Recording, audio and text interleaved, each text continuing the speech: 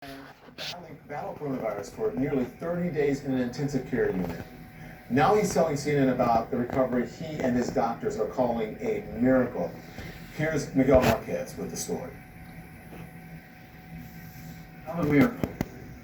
Yeah, I'm a miracle. A lot of people in the hospital call me medical miracle. 18 days on a ventilator, nearly 30 days in the ICU. And I'll take this syringe here. 3 times intubated, a tracheostomy, his throat healing, he still eats through a tube. Right here is my stomach tube. At the worst, his heart nearly stopped beating.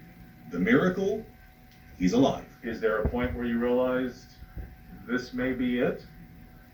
There was a point where it hurt to take even one breath. And I did actually at one time just want to die. But then I heard a voice in my head that said, "You're being selfish." Selfish because he thought he'd mar graduation for one daughter and a birthday for another. He had a wife, 2 parents, a church, and friends that loved him. He also had a team of doctors, nurses, and respiratory therapists caring and pulling for him. You know, the whole time that he was here, you know, I don't know if our patients can hear us or if he even heard it, but I used to tell him, "Don't give up." And I don't know if he heard that, and I'd like to know if he heard me saying that to him. Kevin says he does remember that. He wasn't sure if he imagined it, but he remembers it and a nurse named Beth.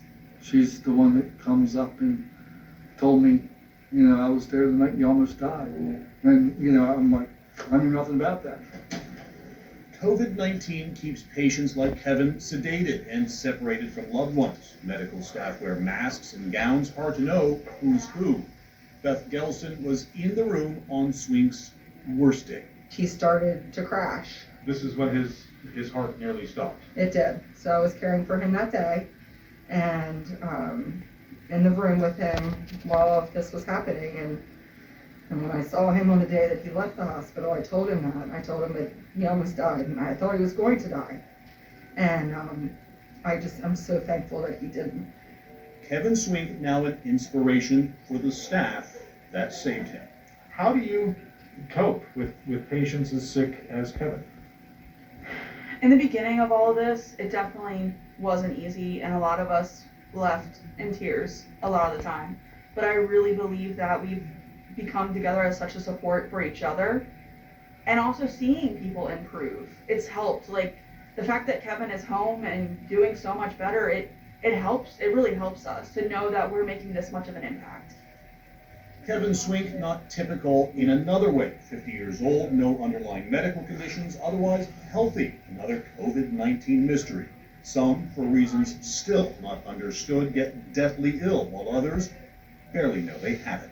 It's very confusing to us. And, I think there are people that are looking into why this might be. You know, could it be related to genetics? Could it be related to the viral load or the amount of virus that the person's exposed to?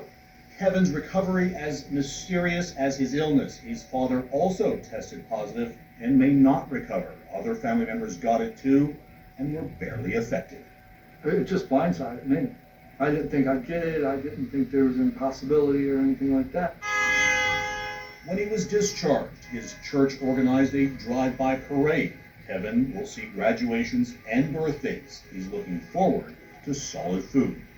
A double portion of Maryland crab cakes. How sweet is life? Nice. Very sweet. Very sweet.